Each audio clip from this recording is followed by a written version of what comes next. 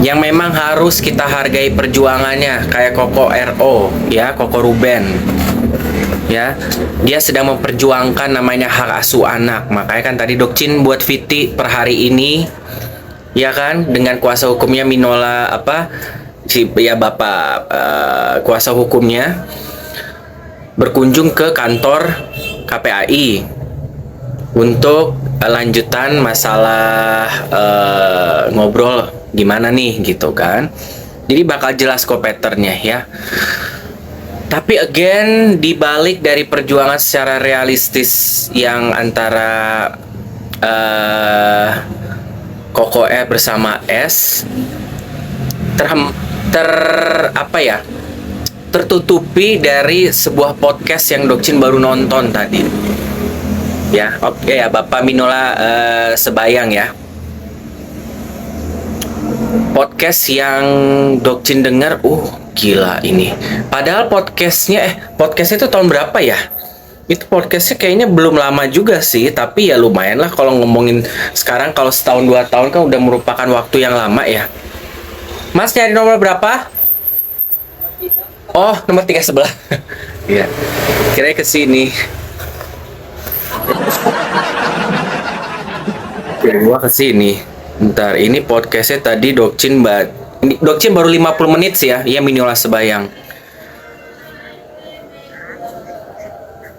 Ini kok podcastnya 2 hari lalu ya? Ini podcast 2 hari lalu di re-upload atau podcast memang baru? Karena kan memang si Asprinya ini kan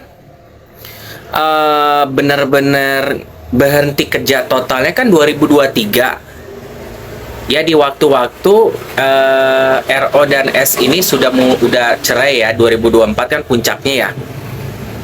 Tapi ini kok 2 hari lalu, ini wawancara baru atau memang diri upload sih? Gua pusing jadinya.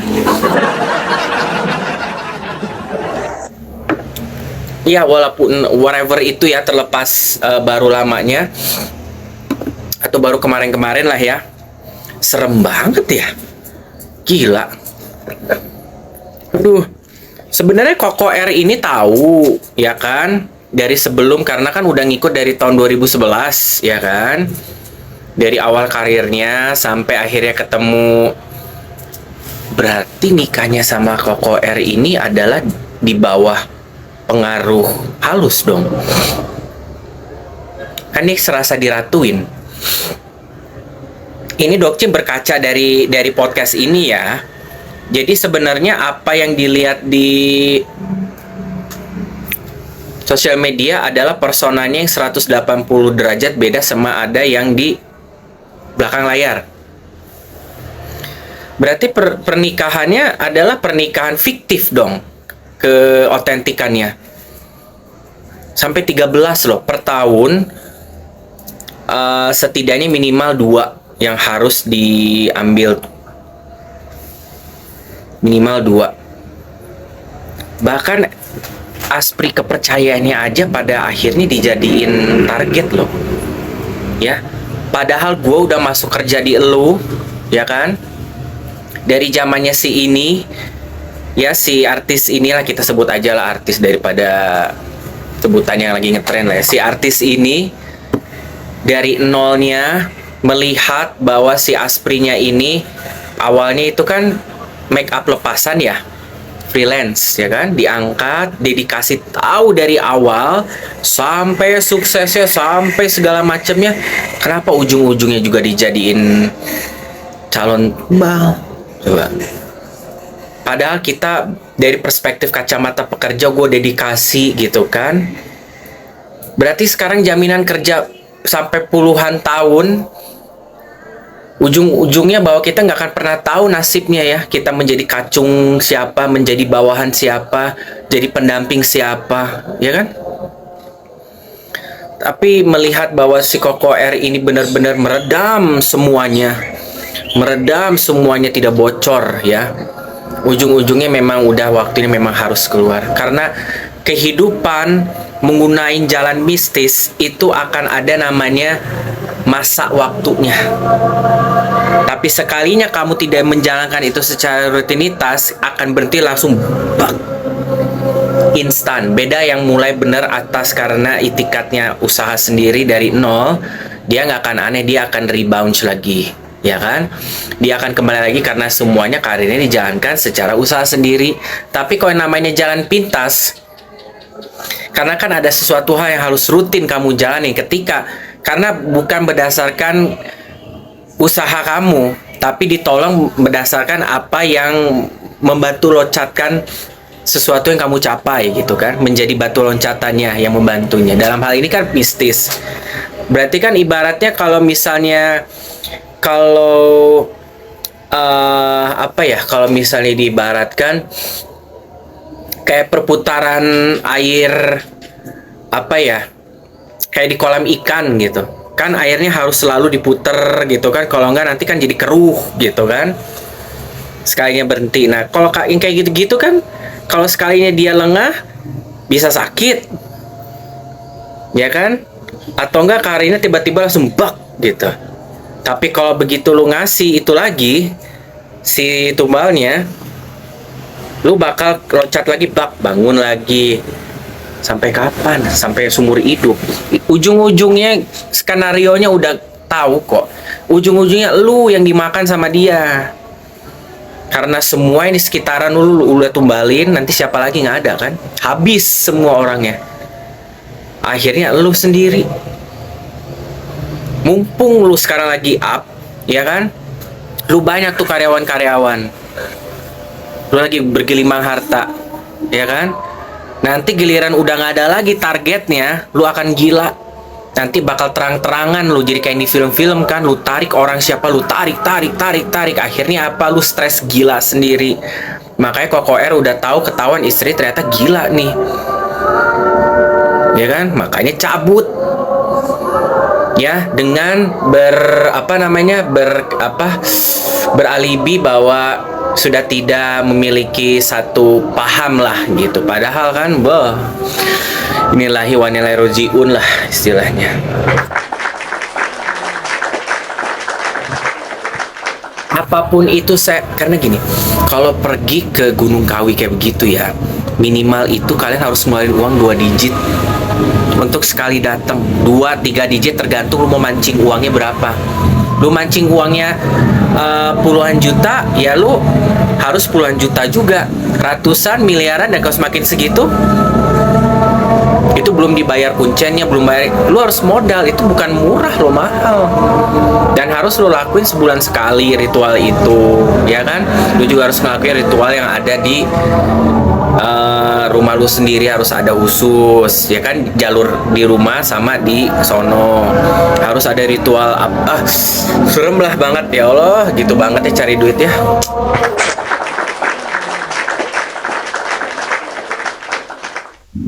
Deket Habib, gua berdoa ya Allah ya, untuk si penjahat dajjal kriminal ini ya, atas kasusnya si Mbak ini yang 3 tahun ya, sebelum akhir bulan udah ketangkep, jeblosin langsung ke penjara yang ada goanya seumur hidup kok perlu.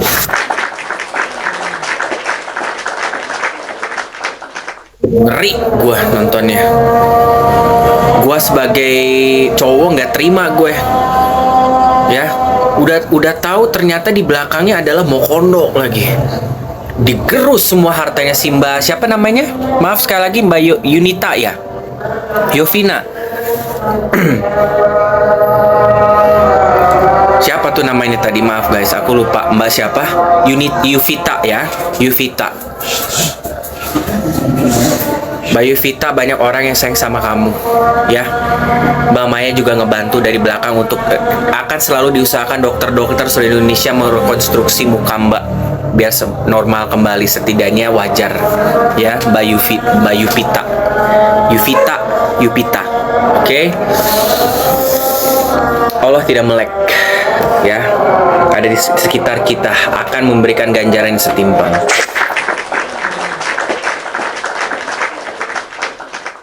Maghrib dulu guys, maghrib dulu.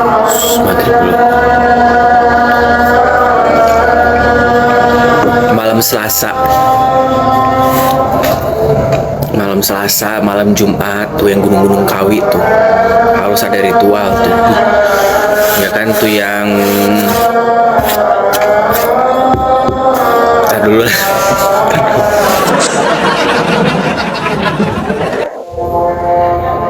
Makanya asprinya yang baru kan si Manda. Nah lu hati-hati kayak begini masih aja sedeng. Maunya kayak gimana lu nanti kalau kena kayak begini mau lu amit-amit dan mau bayi jangan sampai. Ya. Bapaknya adanya di dengkul rata-rata ya. Jangan sampai kalian baru ngalamin baru oh iya nyesel. Manusia mah kalau baru dapetin ininya baru nyesel. Ya. Jangan desperate putus asa banget, jangan putus arah gitu ya. Alah penting apa namanya? Yang penting gua ada cowok. Psikopat kayak gini lu nanti di coy. Udah malu mungkin nggak ada duit, nyari cowok yang ada duit lah lo. Konyol jadinya kan?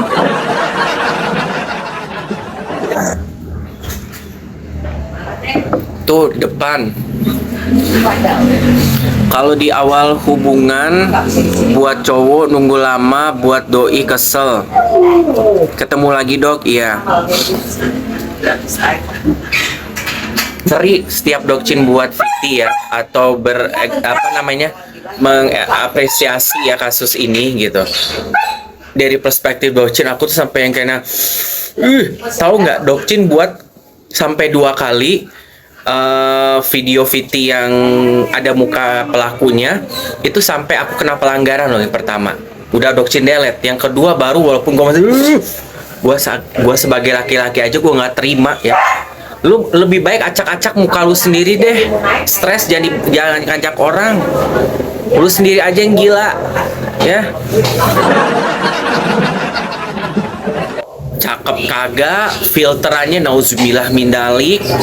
Di TikToknya juga semuanya editan AI. Tuhan. Edan nggak tau gue teh apa-apaan kayak begini coba. Berarti kasus kayak gini tuh sebenarnya di sekitaran kita banyak. Ya. Makanya interaksi dengan tetangga tuh perlu dijaga juga kalian. Hidup bertetangga itu penting. Ya. Tapi ini juga berdasarkan kondisi lingkungan kalian tinggal ya. Tapi berusaha menjadi orang yang mingle. Jadi kalau kalian ada pertolongan atau apa, menjadi orang yang selalu baik lah dimanapun kalian berada. Nama yang nolong insya Allah akan ada gitu. Ya. Namanya komunikasi sama orang tua itu harus ada, ya kan? Harus ada, selalu jaga. Lebay lu di dunia sosial media, lebay terhadap komunikasi ke keluarga, nggak masalah. Hindari hal-hal seperti kayak begini. Yang gue jadi pertanyaannya, si pasangannya ini tuh selain pindah-pindah kosan, jadi sering pindah-pindah kota gitu ya. Pindah-pindah kota, terus berakhirnya sayangnya di Bandung pada terakhirnya ya.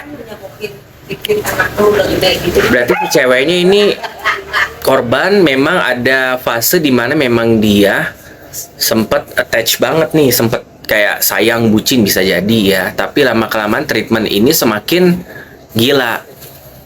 Ya kita kan nggak pernah tahu namanya fase kita pacaran sama cowok ini sedang di fase yang dia seperti apa, ya kan? Mungkin di fase-fase sebelumnya dalam hal ini si pelaku kan katanya bukan kali pertama dia melancarkan aksi ini. Dia sebelumnya sudah melancarkan aksi ini ke banyak mantan-mantannya, tapi tidak separah ini. Berarti di fase ini dia udah bener-bener parah, gelap mata, buntu jalan hidupnya. Ya kan? Sehingga kebenaran si korbannya adalah seseorang yang berpenghasilan untuk seorang wanita. Aku rasa seperti begitu. Akhirnya dilancarkan aksi yang memang yang gua pikir hanya ada di film psikopat seperti gitu, ternyata dia lancarkan. Ih ya Allah, amit-amit. Penjara seumur hidup atau penjara sekalian jatuhkan hukuman.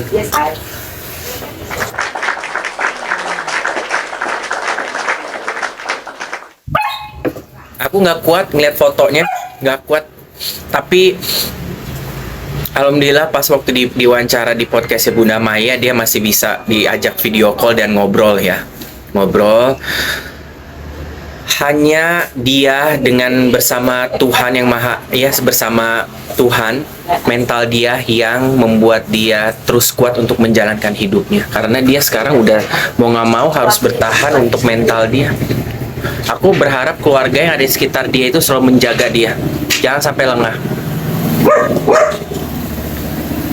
Karena udah di fase dimana ketika dia sudah kembali ke keluarga, dia sudah menjalankan hidupnya normal kembali, mental dia akan kemana-mana. Udah tidak seperti dulu. Aku berharap adiknya, keluarganya, orang tuanya jangan pernah lengah untuk berada selalu di samping dia, ya kan? Karena aku yakin dia udah tidak bisa. 3 tahun tuh bukan waktu sebentar loh teman-teman. 3 tahun ini, walaupun kita perputaran hidup ya, nggak kerasa ya. Hari ini tiba-tiba udah besok lagi, tiba-tiba dari jam segini udah jam segini lagi, udah maghrib. Kayak hari Senin kita baru ngobrol tadi pagi, sekarang udah sore hari lagi. Waktu begitu berputar cepat. Tapi kan kita layaknya kehidupan manusia, hari demi hari, tidak dalam neraka, tapi dalam sebuah cobaan hidup gitu. Bukan neraka dalam kehidupan gitu ya, tapi memang urusan hidup masing-masing lah berjuang. Tapi yang dialami sama siapa, Mbak Yosi namanya ya, maaf kalau dokter salah ya namanya, aku lupa. Detik demi detik adalah sebuah perjuangan yang sangat kerasa banget. Yevita ya, yang dia pikir bahwa mungkin dia ada beberapa banyak waktu yang dia pikir lebih baik saya cabut aja deh. Lebih baik saya dicabut aja daripada saya harus merasakan perihnya, ya, detik demi detik apa yang saya tidak pernah tahu. Lebih baik gue dianjing-anjingin, lebih baik gue dimarahin, diludahin, dikata-katain kotor daripada saya tidak pernah tahu pisau apa lagi yang akan masuk ke dalam tubuh saya, siksaan seperti apa lagi, robekan seperti apa lagi, potongan apa lagi yang harus saya hadapin, ya kan, teriakan seperti apa lagi yang sudah tidak bisa keluar lagi dari mulut saya karena saya udah mati rasa. Daripada begitu mendingan cabut aja sekalian, ya kan? Ngerasain banget aku loh, walaupun dari perspektif aku seorang pria, ngerasain banget, apalagi cewek. Wah, ya bentar.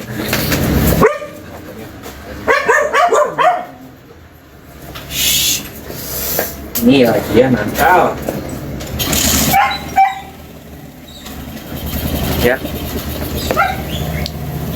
Ya, lebih baik gue dapat namanya hinaan secara verbal ya, daripada gue harus cowok gue datang yang mana lagi, ibaratnya nanti pas datang lagi yang mana lagi. Hanya karena yang menyelamatkan ya Allah gitu, hanya karena sekaratnya, karena kesekaratannya itulah yang membuat dia jadi bisa keluar dari neraka itu, neraka yang diciptakan oleh manusia, ya kan? Jadi aku melihat sekarang kasusnya CEO tuh sebenarnya jadi nggak ada apa-apanya. Melihat dari kasus yang ini yang di masyarakat real adanya ya, fisik ya, melihat CEO ya, lu ya. Tapi ngelihat dari kasusnya CEO yang satu mainnya mistis, yang ini mainnya fisik, gila gua rasa ini dunia.